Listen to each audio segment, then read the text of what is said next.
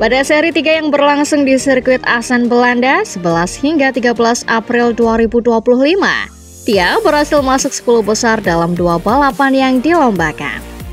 Finish masing-masing di posisi 8 pada race 1 dan 2, Aldi konsisten mendapatkan poin dalam setiap penampilannya di sirkuit Assen. Sebelumnya dia juga melakukannya saat balapan di R3 Blue Crew European Championship 2023 dan World Supersport 300 2024. Tahun ini dia kembali menunjukkan performa cukup optimal sebagai rookie, mampu masuk urutan 10 besar pada 2 race World Supersport di Assen. Hasil ini juga berarti Aldi Satya Mahendra konsisten mengumpulkan poin dari 3 seri pertama World Supersport. Dari balapan Assen memberikan hasil terbaik dan poin terbanyak yang dikumpulkannya dari penampilannya sejauh ini di ajang dunia tersebut. Performa positif ini membawanya berada di peringkat 12 klasemen sementara dengan total poin 20. Posisi ini melesat dari sebelumnya di urutan 23 berkat tambahan 16 poin dari hasil putaran ketiga di Assen. Pada balapan akhir pekan lalu, Aldi Satya Mahendra ada di starting grid ke-14 setelah mencatat waktu 1 menit 37,469 detik. Race 1 dijalaninya dengan meyakinkan. Fokus memperbaiki posisi hingga akhirnya perjuangannya berakhir finish ke-8. Pertarungan Aldi menghadapi lawan-lawannya semakin seru pada race 2 di mana dia sempat ada dalam posisi memperebutkan podium atau 3 besar pada pertengahan lap. Namun dia sempat melebar, kesalahan itu dapat diperbaikinya hingga akhirnya finish ke-8. Aldi membukukan kecepatan yang semakin bagus. Terlihat dari seri Assen dia mampu ada di rombongan terdepan merangsek sampai top 3. Terbuka potensi untuk mencapai hasil lebih baik lagi di seri-seri berikutnya.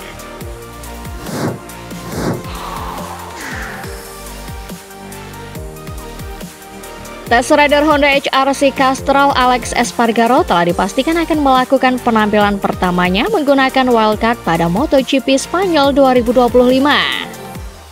Kehadiran Espargaro dipastikan akan menambah ramai persaingan di seri kelima MotoGP Spanyol 2025, 24 hingga 27 April 2025 mendatang. Seri tersebut akan digelar di sirkuit Jerez Spanyol, salah satu sirkuit yang sangat sudah dikenal oleh rider berusia 36 tahun itu. Meski kini akan muncul kembali dengan status berbeda sebagai seorang pembalap penguji, kecepatan dan kualitas mantan rider Aprilia Racing itu diprediksi masih akan gacor. Apalagi peran Espargaro sejak pindah jadi tim penguji pabrikan Asaka Honda juga terlihat sangat berdampak untuk tim tersebut. Performa yang masih menjanjikan terlihat dalam aksi dia ketika menjalani tes shakedown sebelum musim ini bergulir. Secara bersamaan progres Honda sejak diperkuat Espargaro serta Romano Albesiano yang juga mantan insinyur krusial Aprilia telah sangat terlihat membawa perubahan. Tayal kehadiran dia pada GP Spanyol nanti patut dinantikan. Artinya akan ada 5 pembalap Honda yang akan terjun meramaikan sirkuit Jerez.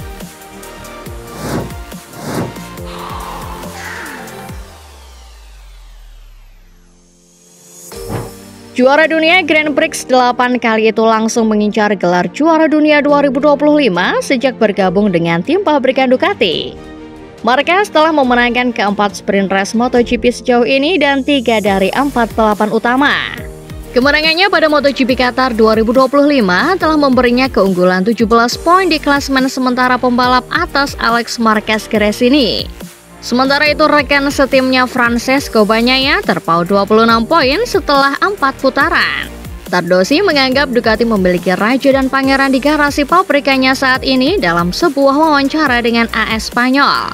Marquez disebut raja, sedangkan Bagnaia adalah pangerannya. Sambil mengharapkan Bagnaia untuk menantang Marc Marquez pada tahun 2025.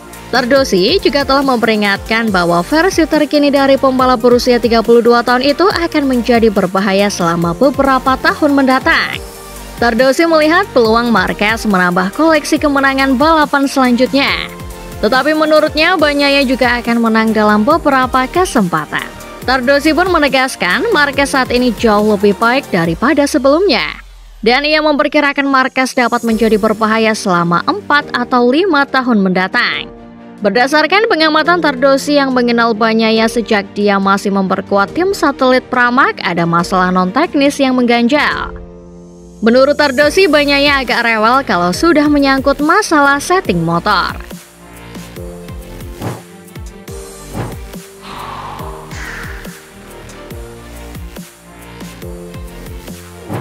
Dalam balapan utama di Austin, Allgaier secara mengejutkan bertarung di posisi 6 besar dengan Ducati Desmos edisi GP24 alias motor lama.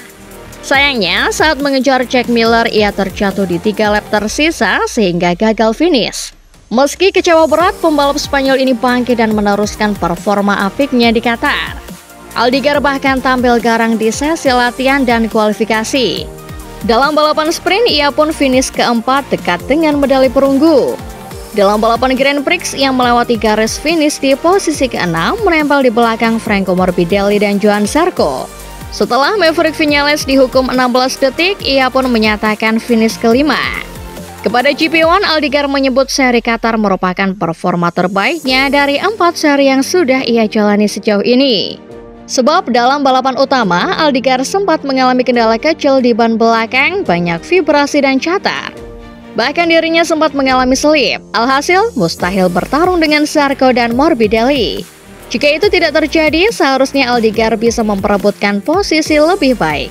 Namun, secara keseluruhan dirinya tetap senang karena masuk 5 besar. Kini, Allgaier pun sudah tak sabar menjalani seri-seri Eropa yang dimulai dengan pekan balap di Jerez Spanyol 25 hingga 27 April 2025 nanti. Sebagai catatan, ia sukses memenangi balapan Moto2 di trek ini tahun lalu. Prestasi ini membuatnya sangat bersemangat untuk bisa tampil baik di Jerez pekan depan.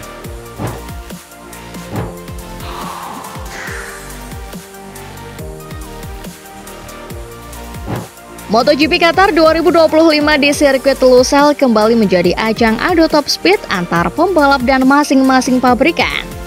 Lurusan utama sirkuit Losail MotoGP Qatar sepanjang 1,068 km memang menjadi alat ukur sangat valid top speed motor.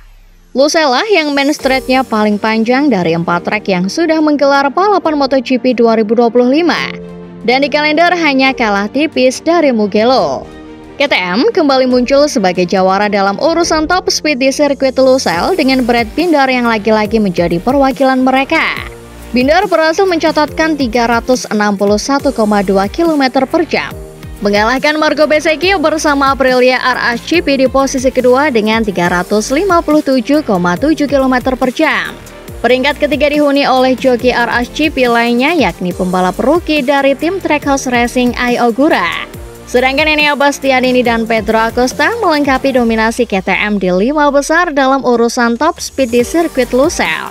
Dilansir dari Speedweek, Alex Marquez menjadi perwakilan Ducati terbaik dengan 355,2 km per jam di peringkat ke-6. Disusul Luca Marini sebagai perwakilan Honda terbaik dengan 352,9 km per jam. Sedangkan Yamaha masih menjadi salah satu brand dengan top speed paling kecil. Kendati Fabio Quartararo meraih hasil cukup positif di Doha. Keunikan utamanya adalah meski 3 pembalap KTM mendominasi top speed, penampilan ketiganya malah kurang maksimal akhir pekan lalu. Justru Maverick Viñales yang menjadi bintang KTM meski akhirnya podiumnya dibatalkan. Hanya menduduki peringkat ke-11 dengan 350,6 km per jam. Ini menjadi bukti top speed memang bukan segalanya, karena banyak faktor lain dari motor yang membuat pembalap tampil kencang saat mengitari trek. Namun demikian, tetap saja kecepatan maksimal ini menjadi sesuatu yang menarik untuk dibanding-bandingkan. Sedangkan di 3 trek lain, pabrikan asal Austria tersebut juga mendominasi catatan top speed motor meski tidak selalu di peringkat teratas. Misalnya saja di Buriram, di mana Viñales, Binder, Bastianini menghuni ranking 2, 3, dan 4 dalam urusan top speed dengan 334,4 km per jam, 334,3 km per jam, dan 333,3 km per jam. Ranking 1 top speed di Chang International Circuit dihuni oleh Pecco Bagnaia yang mencatatkan 335,4 km per jam. Kemudian Argentina, Brad Binder berhasil menjadi jawara top speed dengan 349,4 km per jam. Lalu, Pedro Acosta di peringkat ketiga dengan 343,5 km per jam. Di Austin, aktornya adalah Marco Bezzecchi dengan 344,7 km per jam. Disusul Brad Binder dan Pedro Acosta dengan catatan sama yakni 343,5 km per jam.